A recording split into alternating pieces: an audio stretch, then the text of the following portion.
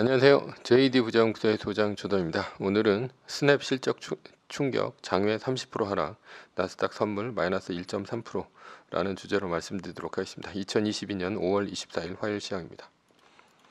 유튜브 멤버십에서는 최근 JD 부장연구소 투자 현황 및 자산 현황에 대해서 알 수 있습니다. 관심 있으신 분들은 동영상 아래 댓글 링크를 참조해 주시기 바랍니다. VH체인저 1,2권이 절찬리에 판매 중에 있습니다. 뉴욕 마켓워치 미 증시 약세장 숨돌리기에 주식 올라가고 채권 달러 떨어졌다라는 기사가 있는데요. 어제는 나스닥이 1.59%, S&P 500 지수가 1.86%, 다우존스 지수가 1.98%, 3대 지수 모두 큰 폭으로 상승했습니다.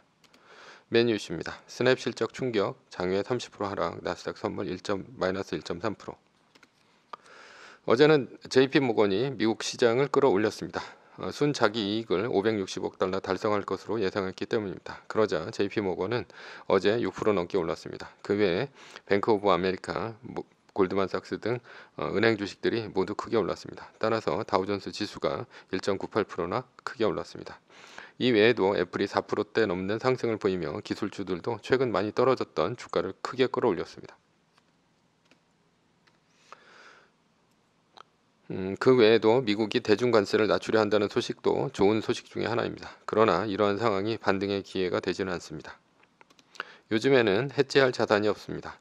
위험 시기에 채권이 주식과 반대로 움직이므로 TLT가 어떠냐고 물어봅니다. 그러나 미국의 연준은 유동성 축소인 QT를 앞두고 있어서 채권에 대량 매도가 있을 예정입니다. 그러니 채권 가격이 크게 오르는 일은 앞으로도 쉽지 않습니다. 달러 인덱스가 크게 올랐지만 요즘 달러가 약세입니다. 달러 인덱스가 떨어지고 있죠. 이유는 이후의 금리 인상 때문입니다. 이후의 금리 인상은 유로화의 강세를 나타내고 결국 달러가 떨어지게 됩니다. 상대적으로 달러 인덱스가 떨어지게 된다는 얘기죠. 금은 반대로 달러가 강세라 금이 약세입니다.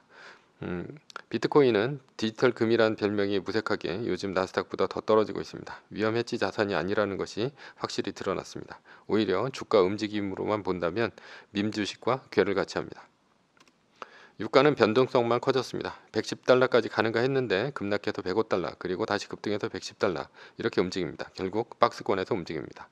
해지를 하려면 꾸준하게 올라줘야 하는데 유가는 박스권에 갇힌 형국입니다. 이러니 주가 떨어지면 반대로 올라가는 자산은 없다고 봐야 합니다. 그래서 해지할 자산이 현재는 없습니다. 그냥 달러만 들고 가는 것이 해지를 할 수 있습니다. 굳이 꼽자면 아크 이노베이션의 숏 패팅하는 SARK ETF만이 꾸준하게 상승하고 있을 뿐입니다. 실적 경고 스냅 시간에서 30% 폭락 지수 선물 끌어내려 라는 기사가 있는데요. 오늘의 메인 이슈죠. 좋았던 어제장이 끝나고 스냅이 실적 발표를 했습니다. 그런데 어닝 쇼크가 났습니다. 시간 내에서 30%가량 하락하고 있습니다. 요즘 잡이 없습니다. 이유는 매출을 이번 분기에 달성하지 못할 것이란 가이던스 때문인데요. 미국은 가이던스를 일부러 좋게 줬다가 나중에 혹시라도 나쁘게 나오면 주주들에게 올바른 판단을 흐렸다고 해서 소송을 당합니다. 따라서 거짓말을 할 필요가 없죠. 어차피 다음 분기에 깨지게 되어 있으니 말입니다. 이러자 같은 SNS 업체인 메타는 7%, 그 다음에 트위터는 4%의 장애에서 크게 하락하고 있습니다. 나스닥은 약 1.3% 크게 하락하고 있습니다. 애플 정고점 182.01달러입니다. 말뚝박기는 마이너스 50% 적용하고 있고요. 127.41달러 이하면 10% 매수, 이건 장중 기준이고요. 154.71달러 이상이면 전량 매수입니다. 이건 종가 기준입니다. 매뉴얼로 본다면 현재는 애플 50%, 달러 50%를 갖고 있는 게 맞습니다. 매수 매도 추천은 절대 아닙니다. 결론입니다. 요즘에 주식을 하면서 드는 생각은 꽃놀이패다. 왜냐하면 오늘 주식이 올라서 기분이 좋습니다. 그러나 떨어져도 말뚝 박으면서 평단을 낮추니 기분이 좋습니다. 양방 모두 기분이 좋기 때문이죠. 이렇게 긍정적으로 주식을 할 수 있는 것은 다 매뉴얼 덕분입니다.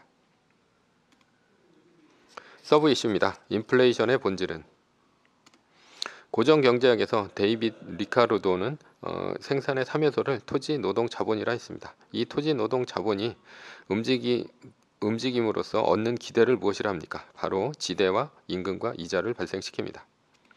20세기 초 스웨덴의 경제학자 엘리 헤르셰르와 베르틸 올리는 생산의 3요소를 통해 심오한 의미가 있다고 생각했습니다. 그것이 오늘 우리가 생각할 인플레이션의 본질입니다. 20세기 초 운송비의 하락이 일어났고 자유무역으로 세상이 바뀌었습니다. 그리고 현재까지 그 여파가 미치고 있습니다. 20세기 초 무역 상대국인 신세계인 미국과 남미 그리고 9세계인 유럽이 있습니다. 이 둘은 생산의 3요소가 다른 가치를 지녔습니다. 미국은 토지, 노동, 자본 중에 토지가 싸고요. 노동과 자본이 비쌌습니다. 이유는 사람이 별로 없었기 때문에 노동이 비쌌고 제대로 된 금융 시스템이 없었기 때문에 돈의 값이 비쌌습니다. 그러나 상대적으로 경작할 토지는 광활했기 때문에 토지가 쌌죠. 반대로 유럽은 토지, 노동, 자본 중에서 토지는 비쌌고 노동과 자본은 쌌습니다. 왜냐하면 아이를 많이 낳았는데 의학기술의 발달로 영아 사망률이 크게 떨어졌습니다. 그러니 노동력은 차고도 넘쳤습니다. 그래서 영국은 이렇게 넘치는 사람들 중 거리의 불황아들을 해군으로 보냈고 교도소가 차고 넘쳐서 식민지인 호주 등으로 보냈던 것입니다. 그리고 발달한 은행 시스템은 미국보다 돈을 싸게 빌릴 수 있었습니다. 그러나 상대적으로 좁은 유럽의 토지는 비쌌죠. 이런 와중에 운송비가 떨어졌습니다. 이유는 증기기관으로 가는 증기선의 등장 때문입니다. 증기선의 등장으로 대규모 곡물을 싸게 장거리로 운반할 수 있게 되었습니다. 결국 저렴한 운송비 덕분에 신세계의 곡물과 육류가 대거 구세계로 유입되었습니다. 그러자 몰락을 한 것은 바로 유럽의 지주들입니다.